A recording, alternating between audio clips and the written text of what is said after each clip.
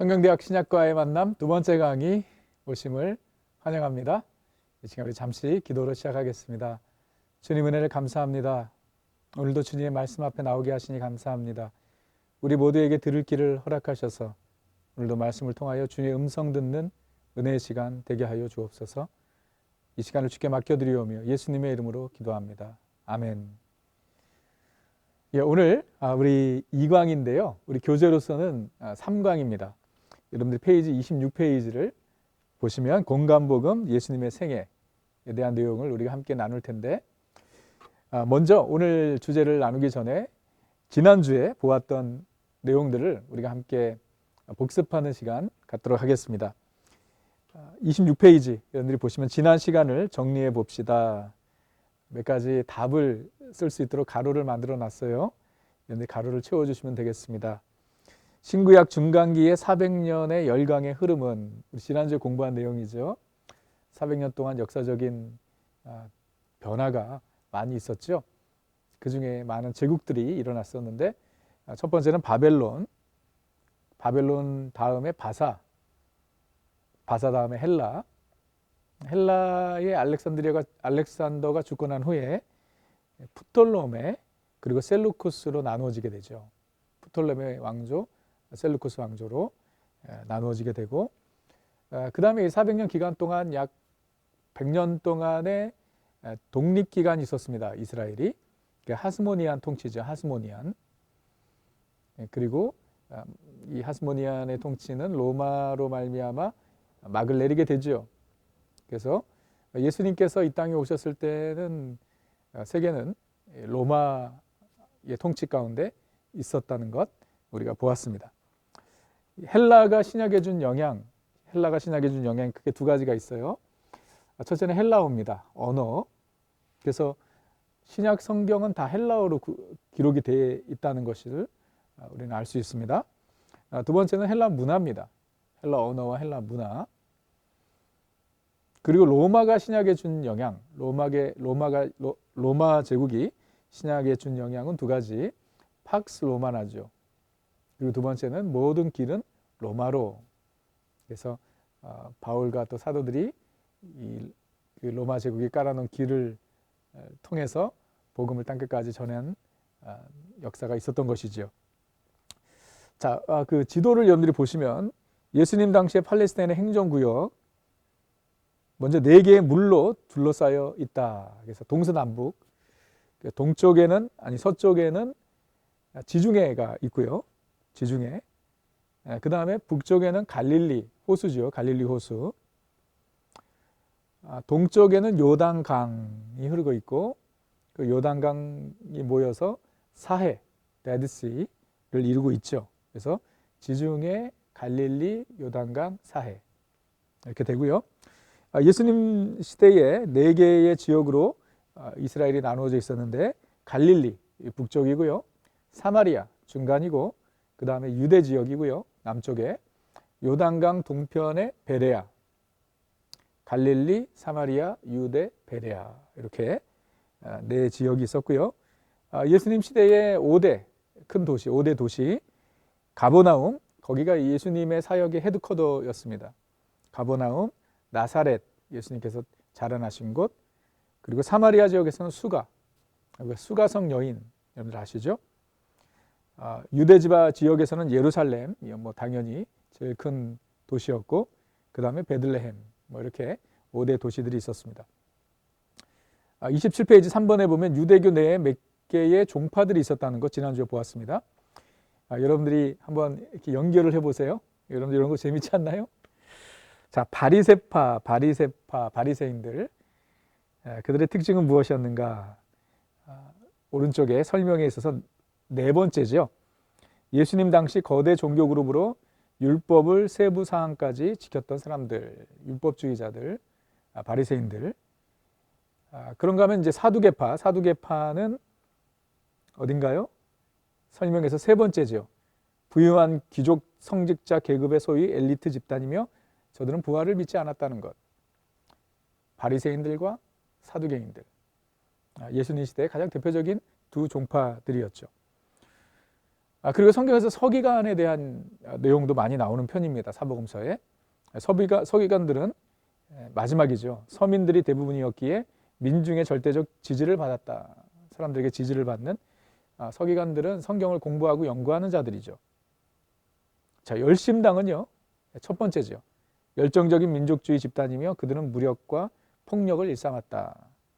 마지막 에세네파는 광야에서 생활을 하며 수도자적인 성격을 가진 단체이다. 금욕주의 자들이었죠. 바리새인, 사두개인, 서기관. 특별히 이 세 종파는 예수님께서 여러 차례 저들의 그 외식과 또 교만함을 책망하셨던 사람들이죠. 우리가 나중에도 보게 될 것이고요. 4번에 예수님 당시 사용되었던 언어는 4가지가 있습니다. 구약에서부터 사용되었던 히브리어, 그리고 바사 시대 때 사용되었던 아람어, 헬라 시대 때 사용되었던 헬라어, 그리고 로마의 통치, 로마 제국에서 사용했던 라틴어, 히브리어, 아람어, 헬라어, 라틴어가 언어로 사용되고 있었고요. 예수님 당시 주된 사상은 첫째는 유대교 사상이고요. 두 번째는 헬라 철학입니다. 유대교와 헬라 철학. 그리고 6번, 복음서마다 청중의 대상이 다르며 또한 예수님을 여러 가지로 묘사하는 것을 볼 수 있습니다. 우리가 지난주에 보았는데요. 오늘도 보게 되겠지만 마태복음은 유대인들을 타깃으로 기록을 한 책이에요. 유대인들을. 그래서 구약의 예언과 기대를 성취한 왕이신 메시아, 왕, 킹. 마가복음은 그런가 하면 로마인들을 상대로 기록을 한 것이고 종으로 오신 예수 그리스도를 강조하고 있고요. 누가복음은 헬라인, 하나님의 아들, 인자로 오신 예수 그리스도, 사람의 아들, 인자로 오신 예수 그리스도. 요한복음은 헬라인들을 비롯한 모든 사람들을 타깃으로 기록을 한 성경인데 예수를 하나님의 아들로 묘사하고 있다는 것입니다. 이런 내용들이 우리가 지난주에 살펴보았던 내용들을 잠깐 우리가 리뷰를 했고요. 오늘은 사복음서의 서론적인 부분들을 나누도록 하겠습니다. 마태, 마가, 누가, 요한. 구체적인 내용들은 우리가 다음 주에 나눌 것이고요. 그 중에서 마태, 마가, 누가복음을 공감복음이라고 합니다. 공감복음. 28페이지에 그 설명이 있는데요. 오늘은 제가 교재의 내용들을 같이 좀 여러분들과 함께 살펴보도록 하겠습니다. 많이 읽도록 하겠습니다. 그래서 여러분들이 교재를 같이 보시고 또 펜을 가지고 하이라이트를 하든지 밑줄을 긋든지 중요한 부분들을 여러분들이 꼭 체크를 하셨으면 좋겠어요. 자, 그 공감복음의 서론을 보시면 신약 성경이 오늘날 같이 한 권으로 읽혀지기 이전에 초대교회에서는 많은 복음서들이 읽혀졌는데 그 중에서 현재 우리가 알고 있는 마태, 마가, 누가, 요한복음 등이 포함되어 있다. 그 중에서 마태, 마가, 누가복음을 우리는 흔히 공감복음이라고 부른다. 영어로는 Synoptic Gospel이라고 이야기하죠. 이 공간이라는 용어는 그 복음서들의 공통된 관점으로 예수님의 생애를 본다는 의미다. 공통된 관점, Synoptic이 바로 그런 의미인 것이죠. 공간이라는 의미가 어쩌면 반복의 의미가 있어 보이나 실상은 그렇지 않다. 초대교회 시절 성도들이 읽었던 복음서는 예수님의 정기라기보다는 예수님에 대한 간증이요 설교요 일종의 신앙 고백에 가까웠다.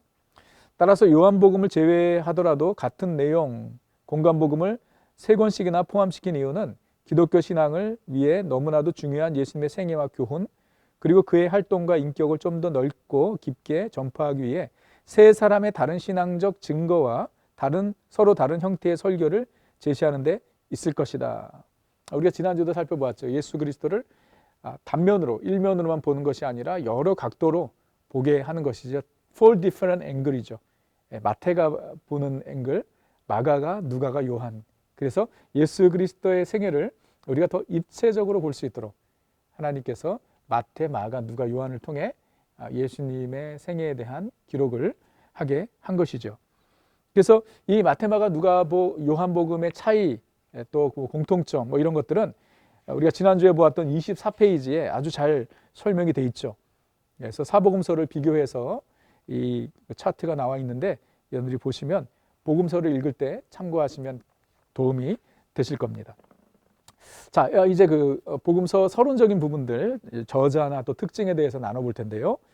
마태복음의 저자는 당연히 마태죠. 여러분 마태가 누구입니까? 마태는 예수님의 12 제자 중에 한 사람이었죠. 예수님께서 마태를 예수님의 제자로 부르셨는데 마태가 예수님의 제자가 되기 전에 직업이 무엇이었습니까? 세리 마태. 제가 그는 세리였습니다. 여러분, 세리가 예수님의 제자 중에 12명의 제자 중에 한 명이었다는 것만으로도 충격적인 일입니다. 왜냐하면 그 당시 유대인들에게 세리는요, 매국노들이었습니다. 나라를 팔아먹는 사람들이었어요. 나쁜 사람들이었죠.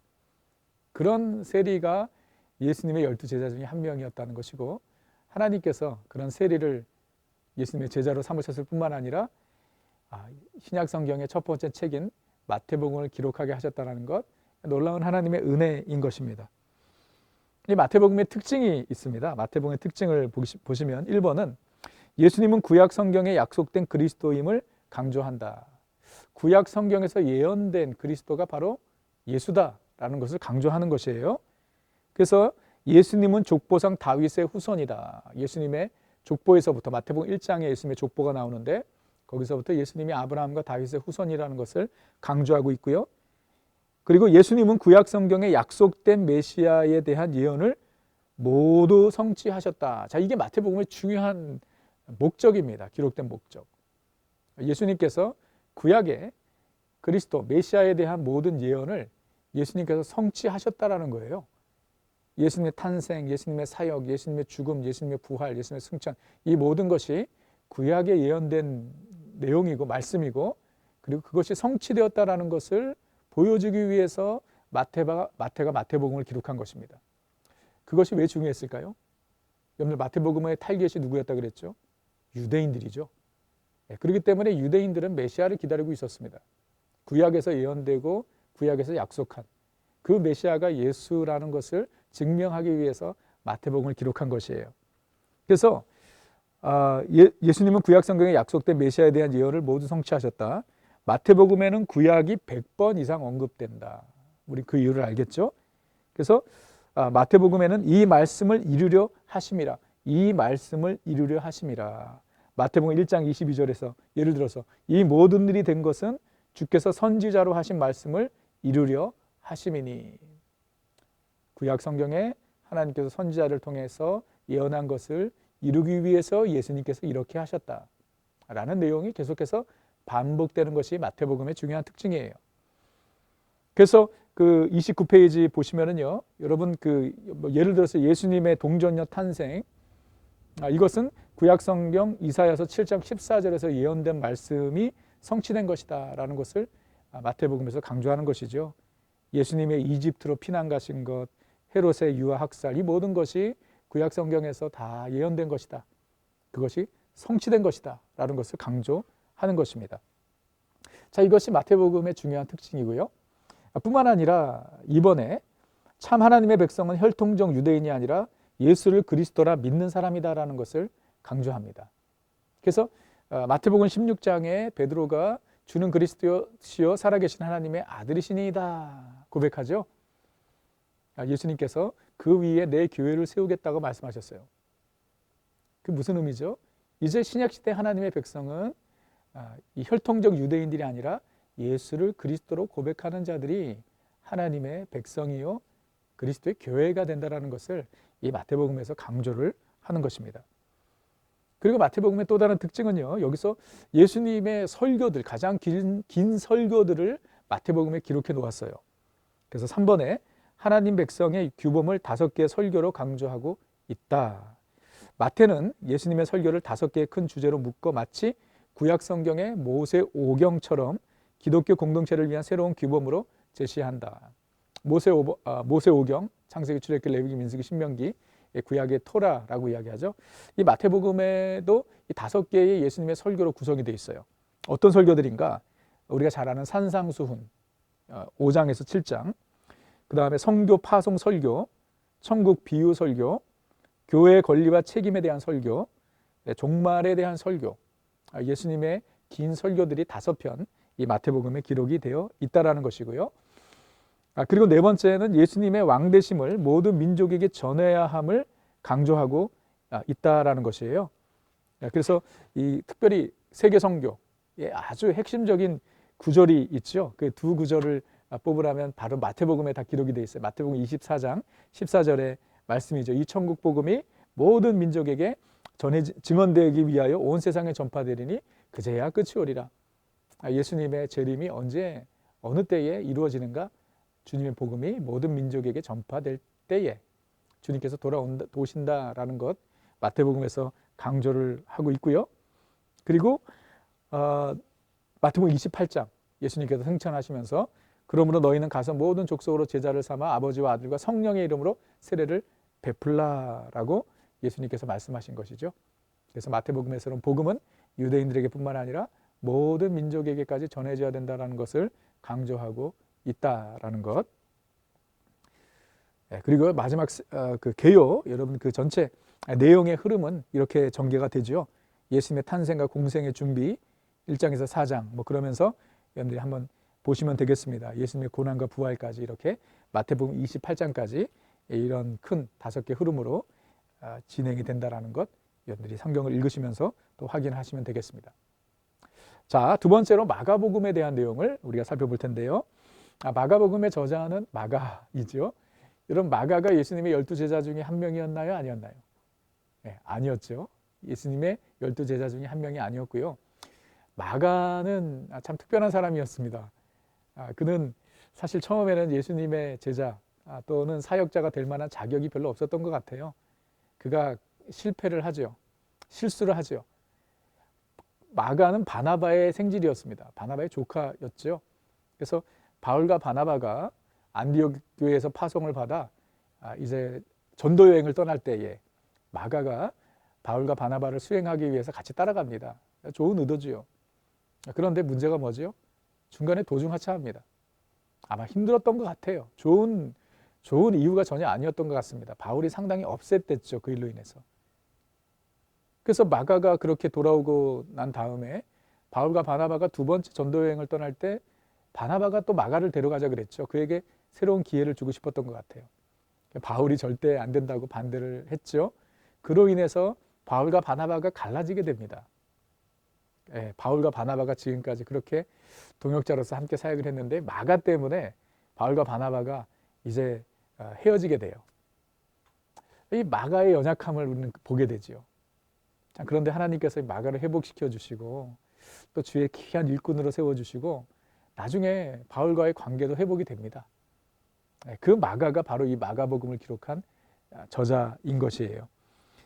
자, 그는 이 저자에 대해서 설명을 보시면 그는 베드로에게서 들어서 예수님의 일생을 기록했으므로 마가가 예수님과 함께 동행한 사람은 아니었던 것 같아요. 그런데 그가 베드로를 통해 예수님의 생애에 대해서 사역에 대해서 이야기를 들었습니다. 그래서 마가복음을 베드로 복음이다라고도 표현합니다.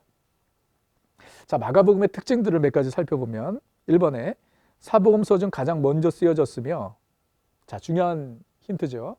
마태, 마가, 누가, 요한 중에 가장 먼저 쓰여진 복음서가 마가복음이다. AD 65년경에. 복음서 중 가장 짧은 마가복음은 예수님의 가르침보다는 그분의 사역에 대해 더 많은 이야기를 하고 있다.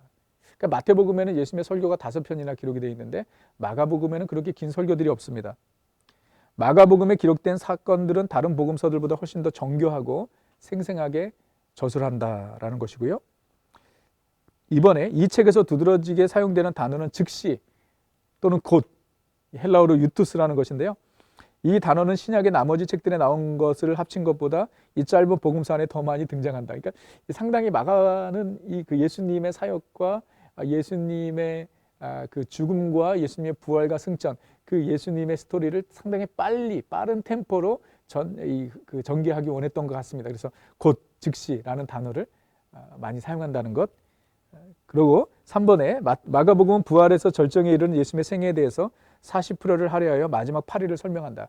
마가복음의 40%는 예수님의 라스트 위크, 예수님이 돌아가시기에 전에 있었던 일들을 가장 비중 있게 다루고 있고요.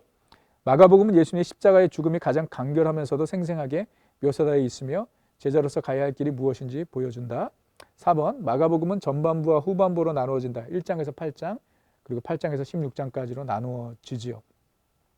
5번, 마가복음 전체 기적 18개 중 15개가 전반주 1장에서 8장까지 집중적으로 소개되어 있으며 예수님의 기적은 주로 귀신 축출, 귀신을 쫓아내는 것, 치유, 병든 자들을 고치는 것, 자연의 기적, 이 3가지로 나누어서 소개하며 이런 기적들을 통하여 구약의 메시아가 예수이심을 증명하고 있습니다.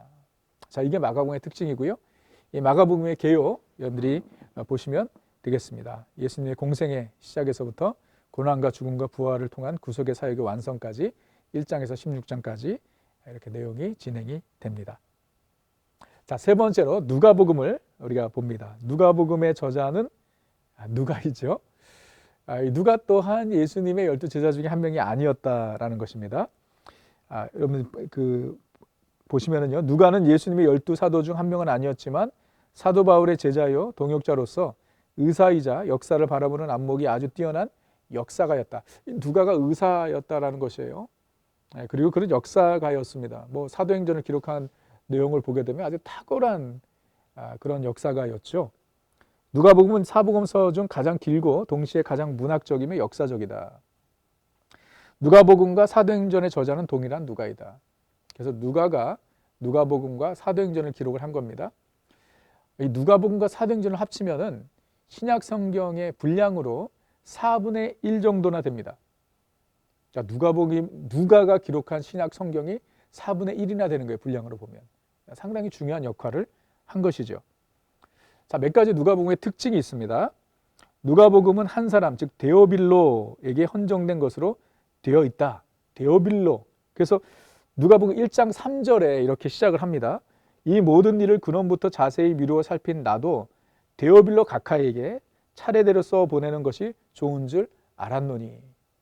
자, 이 누가가 데오빌로라는 사람에게 예수의 생애에 대해서 설명하기 위해서 편지를 쓴 것이 누가복음입니다. 사도행전도 마찬가지예요. 데오빌로라는 사람에게 보낸 것이에요. 자, 그러나 여기 교재를 보세요.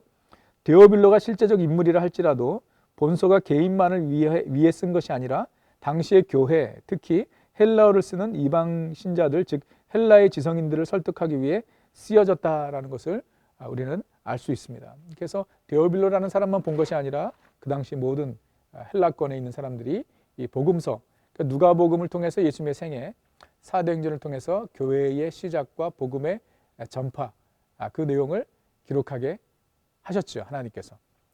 그래서 만약에 예를 들어 나중에 우리가 사도행전을 보겠지만 사도행전이 없었다면 우리는 어떻게 교회가 시작이 되었고 또 복음이 전해지기 시작했는지 알 수 없었을 것이에요. 그런 의미에서 하나님께서 이 누가를 하나님의 귀한 종으로 사용하셨고, 그는 바울의 동역자였죠. 바울과 함께 동역하면서 또 많은 복음 전파 일에 동참하였고, 또 그를 통해서 누가복음과 사도행전을 기록하게 하셨다라는 것이에요. 32페이지에 보시면 누가복음은 다른 공간복음서와 상당 부분 내용을 공유하고 있지만 약 절반 정도의 내용은 전적으로 누가복음에만 실려 있는 것이다. 특별히 누가는 예수님의 갈릴리에서 예루살렘까지의 마지막 여행을 집중 조명하고 있다. 예수님의 마지막 여행, 갈릴리에서 예루살렘으로 가는 길, 예루살렘에서 예수님께서 잡히시고 죽으시죠. 자, 그 내용을 9장에서 19장까지 갈릴리에서 예루살렘까지 가는 내용을 집중적으로 조명을 하고 있고요. 그 다음에 4번 누가복음은 다른 복음서와는 달리 3번 가난한 자, 소외된 자, 여성 또 소외층에 관심을 보이고 있고요. 4번 누가복음은 예수님의 인성과 연민을 반복해서 강조한다. 누가는 그리스도의 계보, 탄생, 성장을 가장 완전하게 설명하고 있다. 그래서 마태복음에 예수님의 탄생에 대한 기록이 있고요.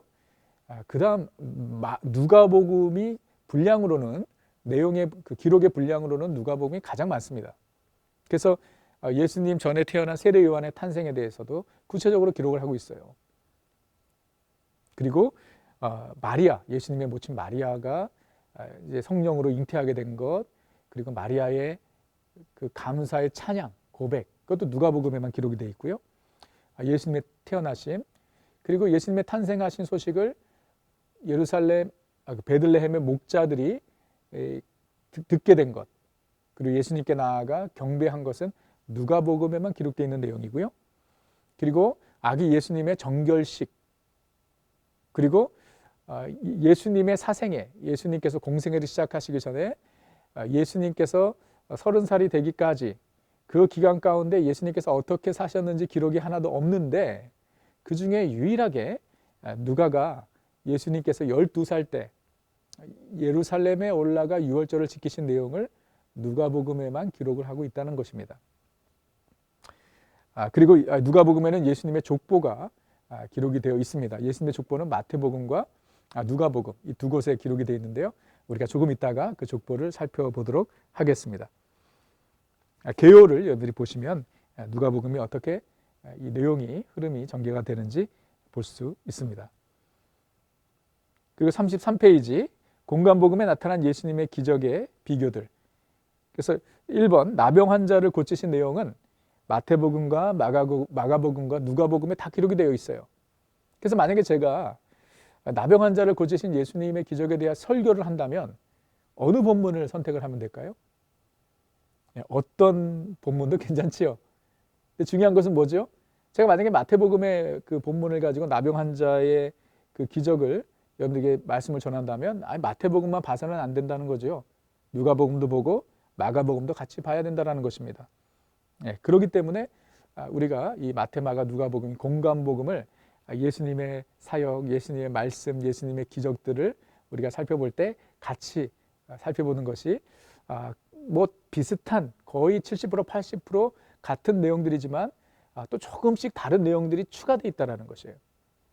그래서 우리가 예수님의 생애를 연구할 때 마태, 마가, 누가, 요한 복음을 다 펼쳐놓고 함께 보는 것이 필요하다라는 것 여러분들에게 말씀드릴 수 있고요.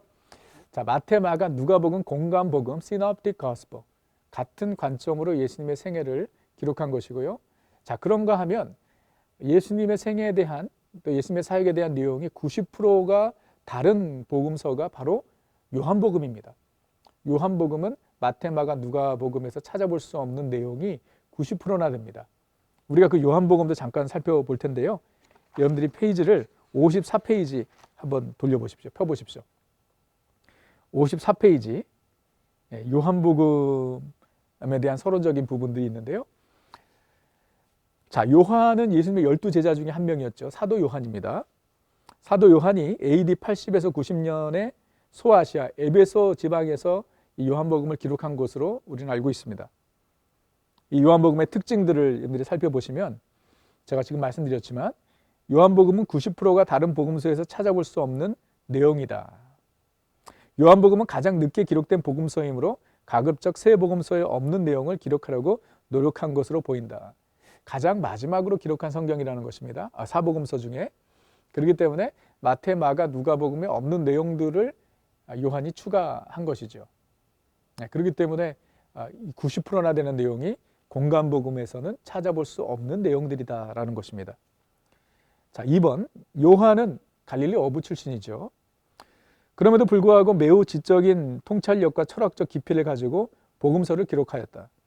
그는 예수님의 말씀을 1차 소화해서 깊은 해석까지 겸하여 기록하였다. 요한은 헬레니즘 문화권의 독자들에게 그리스도의 신성과 사역에 대한 적절한 신학적 해석을 제공하기 위해 이 복음서를 기록한 것이다. 그러니까 요한복음을 읽다 보면 예수님의 말씀이나 사역에 부연 설명이 있는 것을 보게 됩니다. 신학적인 해석 또는 이제 설명을 추가해서 해놓은 것을 보게 되고요. 이 사도 요한이 요한복음을 기록한 목적을 분명히 밝히죠. 그것이 요한복음 20장 31절에서 요한이 이렇게 이야기합니다. 오직 이것을 기록함은 너희로 예수께서 하나님의 아들 그리스도이심을 믿게 하려 함이라. 또 너희로 믿고 그 이름을 힘입어 생명을 얻게 하려 함이라.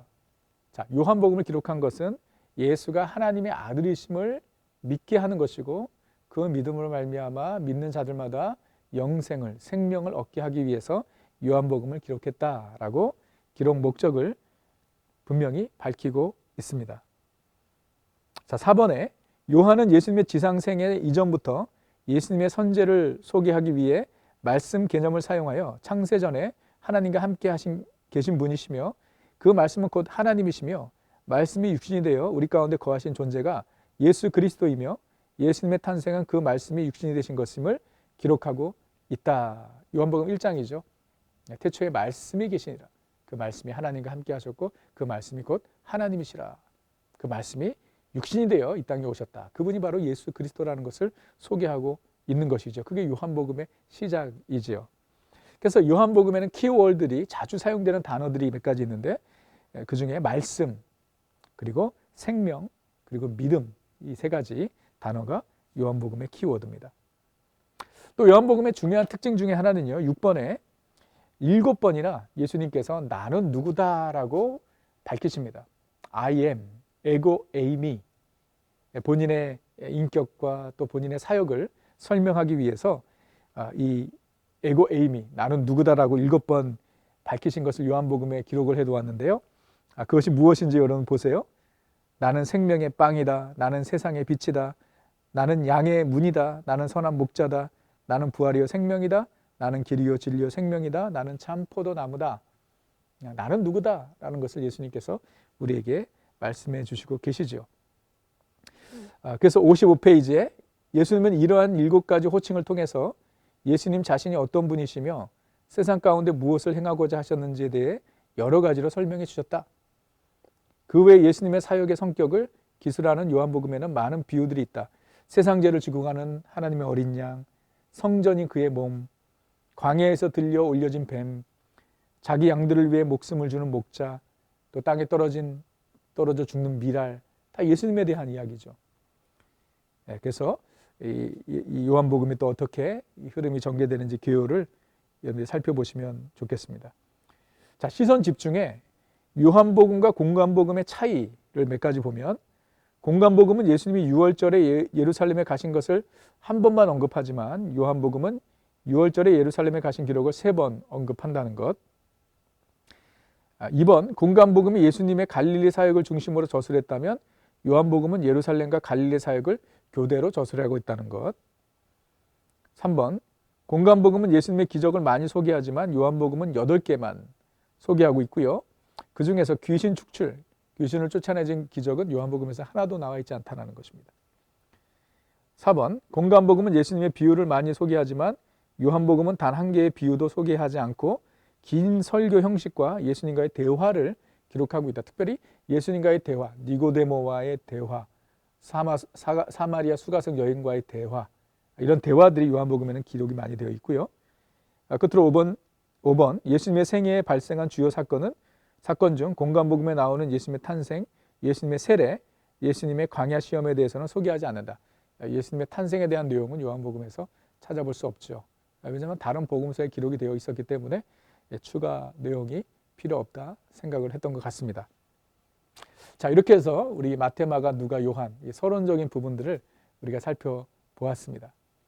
자, 이어서 여러분 페이지를 다시 34페이지로 돌려주시면 되겠습니다. 34페이지 예수님의 사생애.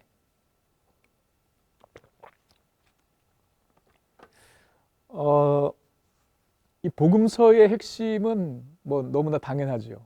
우리 구주 예수 그리스도이십니다. 그분의 생애를 기록하고 있는 것이죠. 예수님의 사역과. 그래서 제가 이 사복음서를 어떻게 우리 성도님들과 나누면 좋을까 고민을 했었어요. 그래서 마태복음의 내용을 나누고 또 마가, 누가, 요한 이렇게 따로 나눌까 생각을 했었는데 그렇게 하지 않고 마태, 마가, 누가, 요한복음에 기록된 예수님의 삶과 사역은 그 주제별로 기록이 되어 있어요. 그러니까 연대별로 크로놀로지컬리 기록이 되어 있지 않습니다. 그래서 제가 여러분들과 함께 오늘 이 마지막 부분과 다음 주 그리고 그 다음 주까지 어떻게 예수님 이 사복음서를 공부를 할 것이냐면 The Life of Christ, 예수님의 생애라는 주제를 가지고 마태, 마가, 누가, 요한복음을 다 펼쳐놓고 예수님의 생애와 사역을 연대별로 함께 배열을 해서 여러분들과 함께 나눌 생각입니다.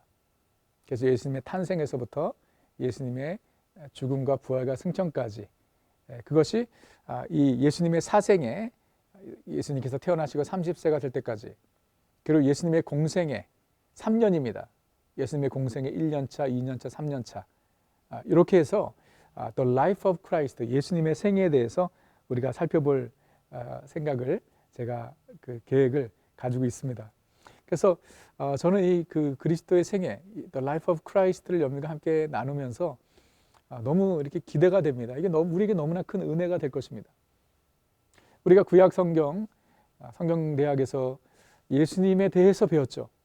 그러니까 예수님의 모형, 또 예수님의 예표, 뭐 예를 들어서 유월절, 그리고 성막, 광야에서 있었던 일들을 통해서 또 구약의 그리스도에 대한 예언들을 통해서 우리는 장차 오실 예수 그리스도를 보았는데, 이제는 이 사복음서는요, 그림자가 아니라 실체입니다.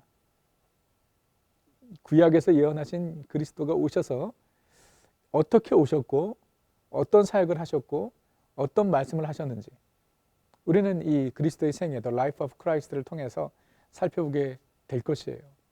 그래서 우리는 예수님을 만나게 되는 것이죠. 사복음서를 통해서. 저는 바라기는요, 여러분 이 The Life of Christ, 예수님의 생애를 우리가 잠시 나누면서 여러분들이 성경대학 강의를 듣고 그리고 꼭 여러분들이 성경을 같이 읽으시면서 우리는 예수님을 만난 사람들이죠. 그러나 다시 한번 정말 예수님에 대해서 더 깊이 묵상하고 예수님을 더 가까이 만나고 또 그분을 더욱 사랑하는 그런 은혜의 시간들이 되었으면 좋겠습니다. 그래서 그런 기대하는 마음으로 여러분들이 함께 동참해 주시면 좋을 것 같습니다. 여러분, 이 성경대학의 주제가 삶이 변화되는 신약과의 만남입니다. 삶이 변화되는. 우리의 삶이 언제 변화되나요? 바로 예수 그리스도를 만날 때입니다. 예수 그리스도를 만난 자들마다 다 변화됩니다. 변화되지 않을 수가 없습니다. 여러분, 우리가 삶의 변화를 추구한다면, 또 기대한다면 우리는 주님을 만나야 하는 것이고, 아니 주님을 만났기 때문에 변화된 것이고, 또 주님과 함께 동행하면서 더욱 그리스도 예수를 닮아가는 삶으로 우리는 변화될 것입니다. 그와 같은 은혜를 기대하면서 여러분들이 오늘과 또 앞으로 2주 사복음서의 말씀을 정말 사모하는 마음으로 들으시고 또 읽으시고 묵상하시는 은혜가 있었으면 좋겠습니다. 그래서 그리스도의 생애를 이렇게 나눠볼 수 있습니다. 공생애 전, 사생애라고도 이야기할 수 있겠고요. 공생애 준비기간, 그리고 공생애 1년차, 공생애 2년차, 공생애 3년차, 그리고 예수님의 마지막 일주일. 상당히 많은 이 복음서의 내용이 예수님의 마지막 일주일이죠.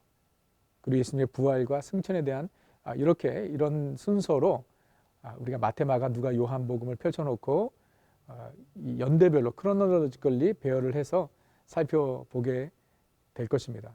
그래서 오늘은 예수님의 사생애에 대해서 잠시 살펴보고요. 다음 주에는 예수님의 공생애 1년, 2년, 그리고 그 다음에는 예수님의 공생애 3년차, 그리고 예수님의 고난과 부활과 승천에 대한 내용을 살펴보도록 하겠습니다. 자, 34페이지. 예수님의 그 생애를 나누기 전에 우리는 그 사복음서에 기록되어 있는 아주 중요한 기록 하나를 살펴보아야 합니다. 그것이 무엇일까요? 바로 예수님의 족보입니다. 여러분, 예수님의 족보가 어디에 기록이 되어 있습니까? 마태복음 1장과 누가복음 3장입니다. 마태복음 1장에 예수님의 족보가 기록이 되어 있고요. 누가복음 3장에 또 예수님의 족보가 기록이 되어 있어요. 그런데 여러분들이 읽어보시면 좀 의아해 하실 겁니다. 마치 족보가 다른 것 같아요. 근데 다르지 않습니다. 어떻게 다릅니까? 예수님의 족보가. 접근이 다른 것입니다. 이 마태복음의 예수님의 족보는요, 예수님께서 아브라함의 자손, 아브라함의 후손이라는 것을 강조하기 원했던 것입니다. 여러분, 마태복음의 그 대상이 누구라 그랬죠? 유대인들이죠. 유대인들은 자신들이 아브라함과 다윗의 후손들이라는 자부심을 갖고 있었고, 메시아가 반드시 아브라함의 후손으로 올 것을 그들이 믿었던 것이죠. 자, 그것을 증명하기 위해서 마태는 마태복음을 시작하면서 족보를 기록했는데, 이 마태복음의 족보는 아브라함과 다윗의 세계, 다윗의 자손 예수 그리스도의 세계라라고 하면서 위에서부터 아래로 내려옵니다. 즉 아브라함이 이삭을 낳고 이삭이 야곱을 낳고 그 다음에 마지막 예수 그리스도까지 오게 되는 것이죠. 그리고 마태복음의 족보를 보게 되면 14대 14대 14대로 나누어집니다. 아브라함에서부터 다윗까지 14대, 다윗에서 바벨론 포로로 끌려가기 전까지 14대, 바벨론 포로에서 예수 그리스도까지 14대, 총 몇 대인가요? 42대지요. 그 족보가 기록이 되어 있고요. 그리고 이 마태복음의 족보의 한 가지 특징은 4명의 여인들이 기록이 되어 있다는 거예요. 누가복음에는 없습니다. 4명의 여인들이 누구죠? 다말, 라합, 룻, 밧세바. 이 4명의 여인들이 다 문제가 있었던 여인들이죠. 이 마태가 성령의 영감을 받아 예수님의 족보를 기록하면서 이 4명의 여인들을, 다른 여인들도 있었죠. 아브라함의 아내 사라도 있지 않습니까? 근데 사라의 이름은 없어요. 근데 굳이 이 4명의 여인들의 이름을 기록한 것은요, 예수님의 족보는 하나님의 은혜의 족보다라는 것을 강조하기 원했던 것 같아요. 저들이 아무 자격이 없는 자들인데 예수 그리스도의 조상이 된 것입니다. 이게 마태복음의 예수님의 족보의 특징이고요. 자, 그런가 하면 누가복음은 반대입니다. 위에서부터 아래로 내려오는 것이 아니라 아래서부터 위로 올라갑니다. 그래서 요셉의 위는 헬리요, 그 위는 마따니요, 그 위는 누구요? 그래서 예수님에서부터 위로 올라가서 3장 38절에 어디까지 가는지 보세요. 그 위는 에노스요, 그 위는 셋이요, 그 위는 아담이요. 아브라함까지가 아니라 아담이요. 근데 거기서 끝나지 않습니다. 그 위는 하나님이시라. 예수 그리스도가 하나님의 아들이라는 것이에요. 여러분, 누가복음의 대상은 누구예요? 유대인들이 아니라 헬라인들이라고 말씀드렸죠. 여러분, 그렇기 때문에 누가는 예수 그리스도가 아담의 후손이요, 그리고 하나님의 아들이라는 것을 강조하기 위해서 이 누가복음의 족보를 기록해 놓았다라는 것, 우리는 알아야 할 것입니다. 그래서 마태복음과 누가복음의 족보를 한번 비교를 해보세요. 그런 아주 흥미로운 차이가 있다라는 것입니다. 마태복음은 예수 그리스도가 예수님이 아브라함의 자손으로, 누가복음은 하나님의 아들로 아담의 후손으로 왔다라는 것을 이제 강조한 것이죠. 자, 예수님의 족보 다음에 당연히 무슨 이야기로 이어져야 될까요? 예수님의 탄생이죠. 예수님의 탄생, 메리 크리스마스. 우리가 성탄절날 가장 많이 듣는 이야기. 우리 크리스천들의 페이보릿 스토리죠. 예수님께서 2000년 전 베들레헴에서 탄생하신 이야기. 요셉과 마리아, 예수님의 육신의 그 부모지요. 마리아와 요셉이 정혼을 했지만 저들이 육체적인 관계를 갖지 않았죠. 정혼한 관계는 아직 결혼 관계는 아닙니다. 그런데 마리아가 성령으로 잉태하게 되죠. 충격적인 일이었죠. 마리아가 무엇인지, 그것이 무엇을 의미하는지, 그 결과가 어떻게 초래될지도 알지 못했지만 하나님께 순종하지요. 순종할 뿐만 아니라 기뻐하지요. 자신과 같이 미천한 자를 하나님께서 택해 주셨다는 것에 대해서 감사하지요. 마리아는 그렇지만 요셉은 어땠습니까? 요셉은 정말 너무나 큰 충격이었죠. 자신의 약혼녀가 다른 사람의 아이를 임신했다는 것, 이것은 용납할 수 없는 일이었기 때문에 그가 조용히 마무리하려고 했지만 또 하나님께서 그에게 하나님의 뜻을 알려주셨죠. 마리아가 잉태된 것이 성령으로 잉태된 것이다 라고 알려주면서 요셉이 마리아를 아내로 맞아들이지요. 예수님께서 어디서 탄생하셨나요? 나사렛입니까? 아니죠. 베들레헴입니다. 마리아와 요셉은 나사렛에서 살았습니다. 그런데 저들이 베들레헴으로 가야 했던 일이 생기죠. 그 당시 로마 황제 아우구스토가 센서스를 이제 하기 위해서 모두가 다 고향으로 돌아가야 했던 것이죠. 그래서 요셉이 자신의 고향인 베들레헴으로 임신한 아내 마리아를 데리고 가게 된 것이에요. 만약에 이 센서스가 없었다면, 이 호적을 하는 일이 없었다면 예수님이 나사렛에서 태어났을 것입니다. 자, 그런데 그것은 하나님의 계획이 아니었어요. 하나님께서는 미가서 5장 2절에 그리스도가 에브라임이 베들레헴의 또 다른 이름인데 베들레헴에서 태어날 것을 예언하셨거든요. 자, 그렇기 때문에 이 황제 아우구스토가 그 호적을 하라고 명령을 내린 것, 그것은 하나님의 섭리였던 것이죠. 하나님의 뜻을 이루기 위해서 그리스도가 베들레헴에서 태어나야 했기 때문에 그 일로 인해서 요셉과 마리아가 베들레헴으로 가게 되고, 베들레헴에 있을 곳이 없어서 마국간과 같은 곳에서 예수님께서 탄생하시지요. 가장 만왕의 왕 되신 예수님께서 가장 연약한 모습, 그리고 가장 또 보잘것없는 모습으로 오신 것이지요. 육신의 몸을 입고 오신 것 자체도 예수님의 낮아지심이신데 그 중에서도 참 이 인간적인 수준에서도 가장 겸손한 곳으로 겸손한 모습으로 이 땅에 오셨다라는 거예요. 그래서 예수님의 낮아짐을 우리는 예수님의 탄생에서부터 보게 되죠. 빌립보서 2장의 말씀이 생각이 납니다. 그는 근본 하나님의 본체시나 하나님과 동등됨을 취할 것으로 여기지 아니하시고 오히려 자기를 비워 종의 형체를 가지사 사람들과 같이 되셨고 사람의 모양으로 나타나시고 자기를 낮추시고 하늘 보좌를 버리시고 우리와 같은 이 몸을 육신의 몸을 가지고 성육신 하신 것도 예수님께서 낮아지신 것이지요.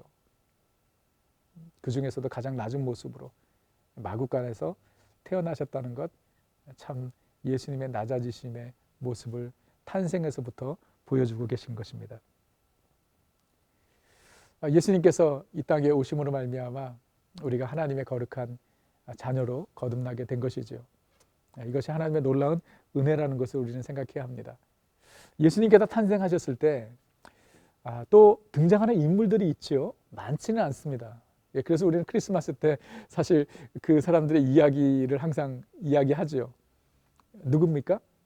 예수님께 가장 먼저 와서 경배한 아기 예수께 경배한 베들레헴의 목자들이죠. 목자들 가장 보잘것없는 사람들이었습니다.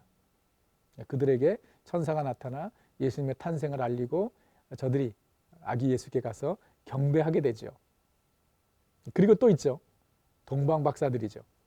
동방에서 온 박사들인데 점술가들이죠. 저들이 별을 보고 온 것입니다. 유대인의 왕을 찾아. 저들의 정체에 대해서는 우리는 정확하게 알 수 없어요. 그런데 별을 찾아 유대인의 왕을 찾아왔기 때문에 저들이 어디를 가냐면 예루살렘으로 가고요. 그 당시 유대인의 왕이었던 헤롯 왕을 찾아갑니다. 헤롯 왕이 유대의 분봉 왕이었죠.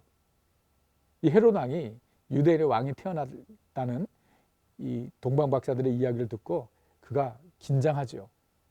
왜냐하면 자신의 그 왕위를 놓칠 수 있기 때문에. 그래서 이 헤롯 왕이 동방 박사들을 또 보내면서 작심을 하죠. 이 그리스도를 예수를 죽이려는 그런 유대인의 왕이 누구든지 죽이겠다는 생각을 하게 됩니다. 그래서 동방 박사들이 예수님께로 가서 예수님을 만나 별을 따라가다 예수님을 만나 예수님께 경배하고 또 예수님께 예물을 드리죠. 그러고 난 다음에 하나님께서 성령님께서 또 그들 가운데 역사하셔서 헤로데게로 가지 않게 하시고 다른 길로 가게 하시죠. 자, 이게 예수님의 탄생의 그 스토리입니다. 그래서 예수님께서 태어나신 후에 베들레헴에서 태어나시고 나사렛으로 직접 가지 않으시고 이 헤롯 왕의 위협이 있었기 때문에 헤롯이 죽이려고 했던 것이죠. 그래서 예수님께서 애굽으로 피신을 가십니다. 애굽으로 가세요. 그리고 그 사이에 헤롯은 베들레헴과 또 그 근거에 태어난 모든 아이들 2살 미만 된 아이들을 다 죽이죠. 어쩌면 저들이 첫 번째 순교자라고도 할 수 있겠죠. 예수님 때문에 죽은 아이들이에요. 그래서 예수님께서 애굽에서 헤롯 왕이 죽자 다시 이스라엘로 돌아오는데 베들레헴으로 가지 않고 나사렛으로 가게 됩니다. 그래서 예수님께서 나사렛에서 자라나게 되죠. 성장하게 되십니다. 그래서 예수님을 베들레헴 예수라 그러지 않고 나사렛 예수라고 하는 것이죠. 베들레헴에서 태어나셨지만 나사렛에서 성장하셨기 때문입니다. 자, 예수님께서 이렇게 우리를 위해서 이 땅에 오신 것은요, 정말 우리를 향한 하나님의 사랑의 표현이라는 것을 우리는 알 수 있습니다. 하나님께서 우리를 사랑하셔서 이 땅에 그의 아들 예수 그리스도를 보내주신 것이에요. 우리가 하나님을 찾은 것이 아니라 하나님이 우리를 찾으셨죠. 우리를 찾아오셨지요. 그런데 그것이 바로 은혜인 것입니다. 그래서 요한일서 4장 9절 10절에 하나님의 사랑이 우리에게 이렇게 나타난 바 되었으니 하나님의 자기의 독생자를 세상에 보내심은 그로 말미암아 우리를 살리려 하심이라. 우리가 죽어가고 있었기 때문이죠. 그의 아들을 보내신 것은 우리를 살리려 하심이라. 사랑은 여기 있으니 우리가 하나님을 사랑한 것이 아닙니다. 하나님이 우리를 사랑하셨습니다.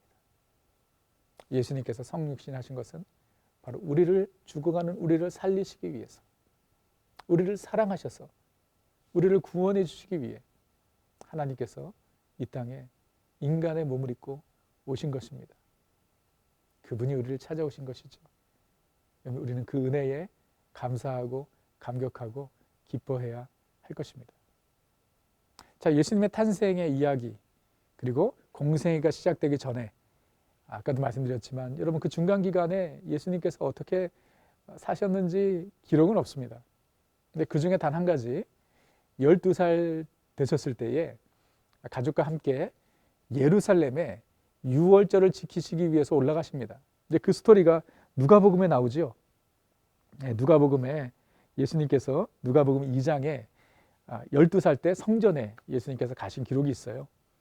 유월절을 지키기 위해서 가족과 함께 예루살렘으로 갔다가 이 유월절을 지키고 갈릴리로 나사렛으로 돌아가는 길에 예수님은 예루살렘에 남으셨어요.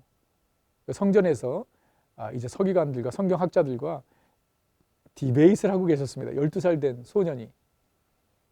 그런데 놀라운 것은 마리아와 요셉이 아들 예수가 없어진 것을 몰랐어요. 언제 알았느냐? 하루 지난 후에. 아니 어떻게 요셉과 마리아가 이렇게 아들 예수께 관심이 없었나? 라고 생각할 수 있지만 그렇지 않습니다. 그 당시에는 이제 긴 거리 여행을 할 때 나사렛 갈릴리에서 예루살렘까지 3일 정도의 여행이에요. 그 여정이 길고 그리고 또 도둑들도 있고 그렇기 때문에 여러 가족들이 함께 이렇게 모여서 여행을 했다 그래요. 그렇기 때문에 뭐 아들 예수가 어디에 있겠지 생각을 했던 것이죠. 그래서 뭐 그렇게 안심을 하고 갔었는데 하루가 지나다 보니까 보이질 않는 것입니다. 그래서 다시 예루살렘으로 가서 그 아들 예수를 만나게 되죠. 그러자 예수님께서 내가 내 아버지 집에 있어야 하는 것을 알아야 한다라고 말씀하셨죠. 그래서 그때부터 예수님은 본인이 하나님의 아들이요 하나님과의 또 친밀한 관계 가운데 있음을 나타내신 것입니다. 오늘은 여기까지 예수님의 사생애. 그래서 예수님의 사생애의 기록은 뭐 이 정도까지고요. 그 다음부터 다음 주부터는 예수님의 공생애, 예수님이 40일 동안 광야에서 금식하신 것, 공생의 시작이죠. 예수님께서 마귀에게 시험을 당하신 것, 뭐 이런 것부터 시작해서 예수님의 공생의 1년차, 2년차 내용을 우리가 다음 주에 살펴보게 될 것입니다. 중요한 것, 여러분들이 성경을 읽으셔야 됩니다. 그래서 지난주의 과제가 마태복음입니다. 혹시 못 읽으셨으면 여러분 다시 읽으셔야 돼요. 꼭 읽으셔야 돼요. 그리고 이번 주의 과제는요, 마가복음입니다. 16장까지 되지 않습니다. 몇 개 되지 않습니다. 그래서 여러분들이 이번 주에는 마가복음을 꼭 읽으시기 바랍니다. 마태복음을 읽으셨던 분들도 오늘 강의를 듣고 다시 한번 읽어도 좋지 않겠어요? 그래서 뭐 여러분들이 정독을 하셔도 좋고요. 좀 더 깊이 있게 묵상을 하면서 예수님의 생애, 또 예수님의 가르침에 대해서 공부하시는 것도 참 좋겠다 생각이 됩니다. 이 시간에 우리 잠시 기도하겠습니다. 주님, 영원히 죽을 수밖에 없는 우리를 살리시기 위하여 이 땅에 우리 구주 예수 그리스도를 보내주시니 감사합니다. 우리를 찾아와 주시니 감사합니다. 내가 예수님을 만나게 해주심을 감사합니다. 하나님, 그 은혜 우리가 잊지 않게 하시고 주님 만난 그 기쁨 조금도 우리 안에서 사라지지 않도록 주님께서 우리에게 은혜를 더하여 주옵소서. 특별히 성경대학 신약을 우리가 공부하면서 이 사복음서를 공부하면서 예수님의 생애를 공부하면서 우리 주님을 더욱 가까이 만나는 은혜를 허락하여 주옵소서. 감사드리오며 우리 구주 예수 그리스도의 이름으로 기도합니다. 아멘. 여러분 감사합니다. 우리 다음 주 수요일에 세 번째 강의에서 만나도록 하겠습니다.